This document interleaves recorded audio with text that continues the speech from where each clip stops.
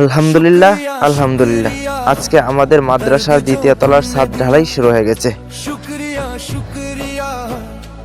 So hello viewers, আসসালামু আলাইকুম। আপনারা সবাই কেমন আছেন? আলহামদুলিল্লাহ আমি অনেক ভালো আছি। আজকে সকাল সকাল ঘুম থেকে উঠলাম। ঘুম থেকে ওঠার মূল কারণ হলো আজকে আমাদের মাদ্রাসার দ্বিতীয় তলার ছাদ ঢালাই হয়ে যাবে, তাই একটু তাড়াতাড়ি ঘুম থেকে উঠলাম। ঘুম থেকে ফ্রেশ ট্রেশ হয়ে আগে নাস্তা করে নিলাম। বাড়িতে কালকে রাত্রে পিঠা বানিয়েছিল, এগুলো একটু খেয়ে নাস্তা করে নিলাম। নাস্তা টাস্তা করে মাদ্রাসার দিকে রওনা দিয়ে দিলাম। হাঁটতে হাঁটতে আমরা অবশেষে মাদ্রাসার কাছে চলে আসলাম। এসে দেখি আমাদের মাদ্রাসার ছাত্রছাত্রী হুজুর সকলে মিলে দোয়া করতেছে, তাই আমরাও শরীক হয়ে নিলাম দোয়ায়। দোয়া শেষ করে ছাদের উপরে উঠলাম। উঠে দেখি নতুন পদ্ধতিতে ছাদ ঢালাইয়ের মাটি উঠানো হচ্ছে।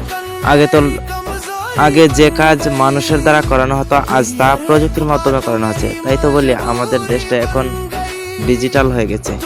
তো বিসমিল্লাহ করে আমাদের মাদ্রাসার কর্নার থেকে ঢালাইয়ের মাল শুরু করে দিয়েছে দেওয়া। আর আজকে আমাদের সবচেয়ে বড় খুশির কথা হলো যে আমাদের মাদ্রাসার ছাদ ঢালাই শুরু হয়ে গেছে। কারণ এখানে দিলে যা দিবে তা জমা হয়ে থাকবে, ওই একদিন এগুলোর ফল পাওয়া যাবে। তাই সকলে মসজিদ মাদ্রাসা এগুলোতে দান করে। তো আজকে আমাদের মাদ্রাসার টোটাল ছাদ ঢালাই হয়ে যাবে। আর আপনারা সবাই দোয়া এবং সহযোগিতা করবেন আমাদের মাদ্রাসার যেন পুরো কাজ কমপ্লিট হয়ে যায়। এদিকে আমাদের মেম্বার সাহেবের কাছ থেকে হাদিয়া নিচ্ছে।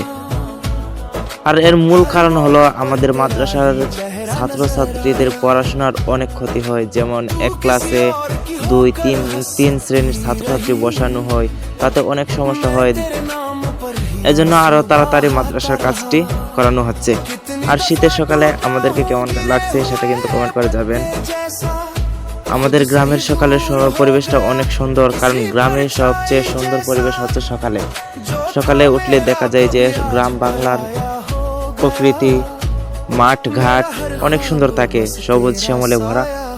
আর তাছাড়া আমাদের গ্রামটা অনেক সুন্দর, প্রকৃতিতে ভরা। আমাদের গ্রামের প্রাকৃতিক সৌন্দর্য কেমন তা কমেন্ট করে যাবে। আর এই তো ছাদ ঢালাই হতে হতে একবার সন্ধ্যা হয়ে গেল। আর ভিডিওটা লং করা হলো না, এখানেই শেষ করে দিলাম। আল্লাহ।